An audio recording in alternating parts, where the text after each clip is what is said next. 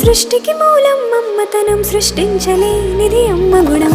అమ్మ పాడే జోల పాట అమృతాని కన్న తీయంట.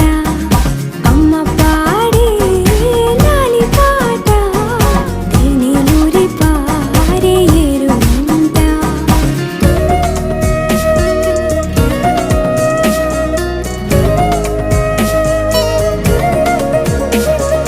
నింగిని తాకే మేడలకి పునాది రాయి అమ్మా, అందం పొందిన ప్రతిశిలకి యులిగాయం అమ్మా.